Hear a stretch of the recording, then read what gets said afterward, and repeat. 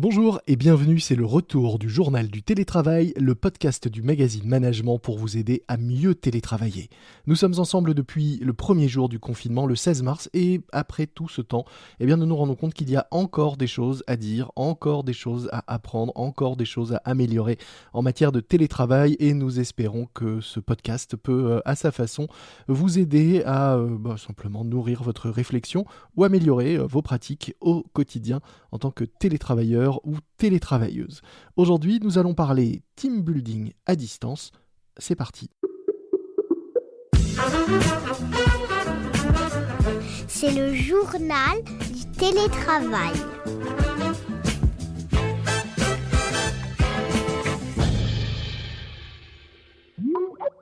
Le télétravail, c'est visiblement parti pour durer et peut-être même s'accentuer alors qu'on parle de reconfinement. Du coup, alors que certains misaient sur la date du 20 janvier pour se retrouver, ces retrouvailles vont peut-être de nouveau devoir être repoussées. Pour essayer de maintenir un lien et aider ceux qui souffrent le plus d'isolement à tenir, il existe de nombreuses solutions pour renforcer même ces liens à distance. C'est le cas notamment du team building virtuel. Et pour parler de tout ça, j'accueille aujourd'hui justement dans notre podcast Emmanuel Teboul, fondateur de Dama Dreams, un studio de création spécialisé dans la production d'expériences immersive.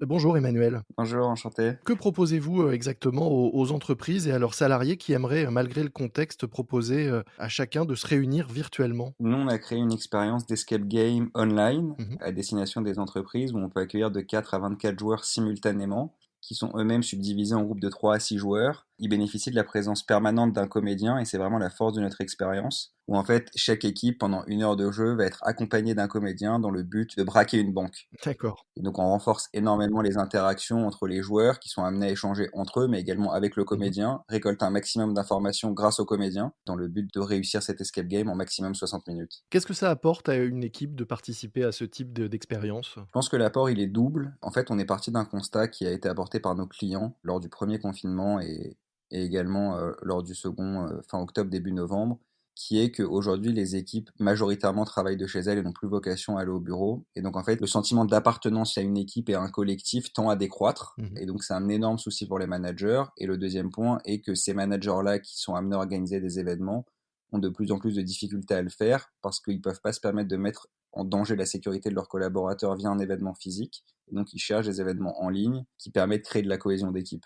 Et donc, c'est en partant un petit peu de ce double constat qu'on s'est dit, OK, il faut aller lancer une expérience qui soit digitale, qui permette aux collaborateurs de se retrouver, d'échanger en fait, et surtout, principalement, comment faire pour recréer cet esprit de cohésion qu'on a dans l'escape game en physique, mais en ligne. Mhm. Et donc, c'est la raison principale pour laquelle on a mis en avant en fait l'idée d'avoir un comédien pendant toute l'expérience de jeu, parce que ce comédien-là, en fait, c'est lui qui va créer cette cohésion dans le jeu. C'est lui qui va pouvoir relancer les joueurs, c'est lui qui va pouvoir donner des informations aux joueurs. Et en fait, il y a une sorte de melting pot qui se fait entre le comédien et les joueurs, et c'est ça qui crée l'émulsion et vraiment cet esprit d'équipe que vous retrouvez dans l'escape game. Donc un chef d'équipe qui participe à l'expérience, lui, il a intérêt à observer ce que fait le comédien plutôt qu'à essayer de résoudre les énigmes pour pouvoir ensuite améliorer sa pratique et continuer à animer son équipe une fois Ça reprise peut- la ça- reprise des réunions.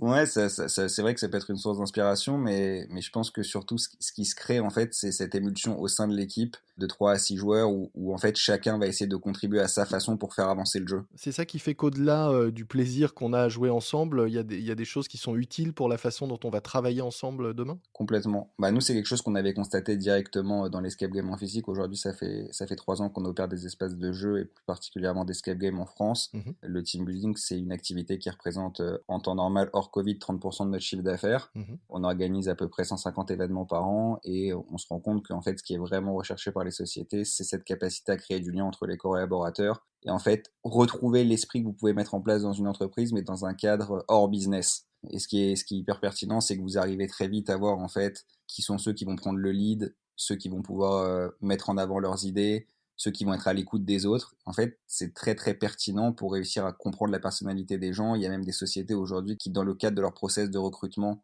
font appel à l'escape game pour essayer de repérer des personnalités. Mmh. Et donc, c'est ce qu'on a essayé de remettre en place sur le virtuel au travers de l'expérience qu'on propose. C'est-à-dire qu'au-delà du comédien avec lequel vous travaillez, des scénaristes, des gens qui ont élaboré les énigmes, vous avez aussi travaillé avec des spécialistes des RH ou de la psychologie, pour, essayer de créer une expérience qui puisse effectivement répondre à cette préoccupation d'identifier, certains talents ou de faire émerger, certaines personnalités? Non, on n'a pas travaillé avec des Ça équipes. s'est fait naturellement? Exactement. En fait, ça s'est fait naturellement parce qu'on a cette expertise depuis 3 ans et donc on a vu nos clients évoluer dans nos espaces de jeu. Mmh. Et aujourd'hui, c'est de cette façon-là qu'on a construit notre expérience virtuelle avec la principale caractéristique, il fallait qu'il y ait de l'interaction dans le jeu. Parce qu'en fait, c'est ça qui crée vraiment le lien. Et donc, en fait, c'est notre expérience depuis 3 ans qui nous a permis d'arriver à la création de ce jeu. Qui sont aujourd'hui les entreprises qui font, appel, à vous? Est-ce que vous avez des exemples de clients, qui ont testé, cette expérience et de ce que ça a pu leur apporter? Ça va d'une TPE, PME de 10-20 salariés à une multinationale comme Salesforce ou Orange. C'est très très varié. Aujourd'hui, on a cette expérience de jeu, on l'a lancée fin novembre. Le mois de décembre a été un mois très très chargé parce qu'il y a un énorme engouement sur le team building pour les fêtes de fin d'année. Mmh.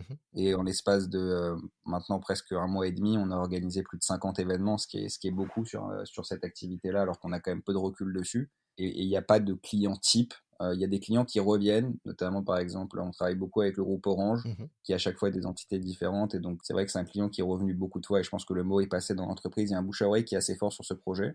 Mais on n'a pas de client type, mais ce que les clients cherchent, et c'est vraiment ce qui est mis en avant à chaque fois, c'est aujourd'hui on veut une activité qui permette de fédérer nos équipes et créer du lien entre les joueurs. Et ça, c'est vraiment la top priorité des personnes qui organisent ces événements-là.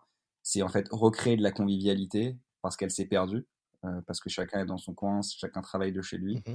Et donc la priorité, c'est de recréer de la convivialité et passer un moment agréable ensemble. C'est vraiment ce qui est recherché, c'est ce qu'on essaye de proposer. La plupart des gens qui ont tenté l'expérience ont envie de venir ensuite en physique ou est-ce que, finalement, ce modèle virtuel peut s'imposer, à l'avenir, même une fois, la situation sanitaire revenue à la normale? C'est une très bonne question à laquelle, pour l'instant, nous-mêmes, on n'a pas vraiment la réponse. C'est évident que le fait d'avoir fait connaître notre marque via l'escape game online est quelque chose de bénéfique pour nous, parce que quand les gens chercheront un escape game physique, ils penseront directement à nous. Mmh. Et donc, il y a forcément un lien, si vous voulez, entre le virtuel et le réel. Est-ce que l'escape game online a vocation à durer au-delà de la période actuelle et de la crise sanitaire qu'on vit? Je sais pas. C'est quelque chose qui est complexe. Il y a des signaux qui tendent à montrer que une fois que tout ça sera passé, les gens rechercheront à vivre des événements physiques ensemble et mettront un petit peu le côté virtuel qui est une partie prenante dans leur vie pendant un an et demi de côté. Et puis de l'autre côté, vous avez un autre son de cloche qui est de dire que le télétravail va se démocratiser. Donc dans ce cadre-là, il n'est pas inimaginable non plus de penser que des événements digitaux vont continuer à perdurer dans le temps. Mais très honnêtement, aujourd'hui, nous-mêmes, on n'a pas la question à cette réponse. La réponse à cette question. Exactement, on n'a pas la réponse à cette question. Est-ce que, vous-même, vous avez, élaboré, ce projet en étant en télétravail? Est-ce qu'une partie du développement de ce concept s'est fait avec, des équipes de votre côté à distance? C'est complètement le cas. En fait, nous, de par la structure de notre société, on avait l'habitude en fait de télétravailler depuis le début. Oui, vous avez des sites, sur plusieurs endroits en France. Vous êtes, normand d'origine pour la société et avec des salles, vous l'avez dit, un petit peu partout. C'est ça exactement. En fait, aujourd'hui, on a 4 espaces de jeu en France, principalement en Normandie, à Deauville-Trouville, mais aussi à La Baule et à Paris. Mmh. Et donc, en fait, manager des équipes à distance, ça fait partie de notre quotidien. Créer des projets à distance, c'est quelque chose qu'on fait depuis le début. Et donc, cet escape en ligne s'est créé également de cette façon-là, principalement à distance. Il y a eu des réunions en physique qui ont été faites, notamment pour les phases de finalisation, Mmh. et tout ce qu'on appelle les bêta-tests, c'est-à-dire le test du jeu avant de le commercialiser au grand public. Mais une grande partie du projet, comme énormément de projets qu'on a lancés maintenant depuis près de 3 ans, c'est fait via des visioconférences, principalement via des échanges de mails.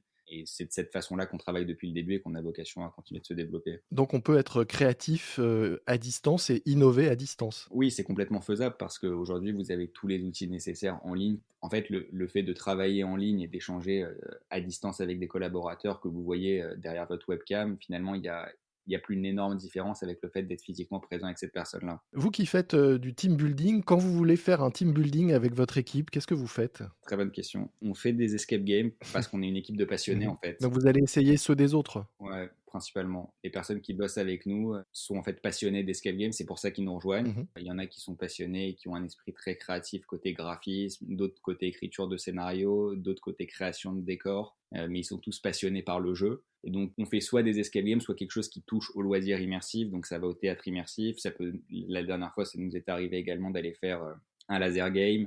On est vraiment dans cette logique-là de tourner autour du jeu quand on fait un événement, parce que en fait tout le monde est passionné par ça dans la société et c'est comme ça que que tout le monde s'amuse en fait et qu'on arrive vraiment à créer un lien très fort lors d'un événement qui dure 1h30, 2 heures. Question annexe, votre escape game que vous proposez en ce moment, le but, on l'a dit, c'est d'aller braquer une banque. Est-ce que parmi vos clients, vous avez eu des banques justement et comment ils réagissent à ce projet? Est-ce que on peut faire du team building d'équipe dans une banque en allant braquer virtuellement une banque? On a eu des banques, qui sont venues jouer, qui ont été nos clientes et qui en fait sont venues parce qu'on avait ce thème-là, parce qu'on personnalise l'expérience pour eux. C'est quelque chose qu'on propose et c'est vrai que dans le cadre d'un client qui a une banque, c'est d'autant plus facile. En allant braquer un concurrent ou en allant braquer leur propre coffre? Souvent en allant braquer un concurrent, mais si vous voulez, la personnalisation, c'est quelque chose qui fait partie de notre cœur de métier aussi. On a l'habitude de créer des événements sur mesure pour des marques et pour des clients sociétés. Mmh. Et c'est vrai qu'il y a des clients, notamment du milieu bancaire, qui nous contactent en nous disant « Ok, vous avez un escape game online sur le thème du braquage d'une banque. Jusqu'où peut aller la personnalisation ?» Et donc, dans ce cadre-là, en décembre, ça nous est arrivé de faire 3 événements avec des groupes bancaires. Et donc, on a personnalisé l'événement. Et je pense que c'est quelque chose qui est assez marrant pour leurs collaborateurs de voir comment pourrait se passer le braquage d'un de leurs coffres. Même si, dans le cas présent, on est dans un milieu qui est virtuel, mais c'est quelque chose qui est assez marrant pour eux. On imagine. Et ça fait des choses à raconter ensuite, effectivement, ce qui est le but aussi de ce type d'expérience. C'est ça. Merci beaucoup Emmanuel Teboul. Je rappelle que vous êtes fondateur de Dama Dreams, un studio de création spécialisé dans la production d'expériences immersives. Nous mettrons dans les notes de cet épisode un lien vers la présentation donc, de ce braquage dont nous parlions pour ceux qui auraient envie d'en savoir plus et de découvrir l'ensemble de vos jeux et de vos expériences à destination notamment des entreprises et notamment des télétravailleurs. Merci à vous, merci beaucoup. Et c'est la fin de cet épisode du JT, le journal du télétravail de management, un nouveau podcast que je vous recommande fortement, Trouveur d'emploi. C'est un podcast lancé par le magazine Management avec Christelle Defoucault, une ancienne recruteuse et spécialiste de la recherche d'emploi. Et c'est un podcast qui, toutes les semaines, le vendredi, va vous donner des conseils pratiques pour justement trouver un emploi et passer de chercheur d'emploi à trouveur d'emploi. Trouveur d'emploi, un podcast du magazine Management à écouter sur l'ensemble des plateformes d'écoute de podcasts comme Audio Now, AUDIONOW, une appli d'écoute que je vous encourage fortement à télécharger si vous ne la connaissez pas encore. Moi je vous dis à très vite, d'ici là soyez prudents, respectez les consignes et les gestes barrières, portez-vous bien et bon télétravail à tous. C'est le journal du télétravail.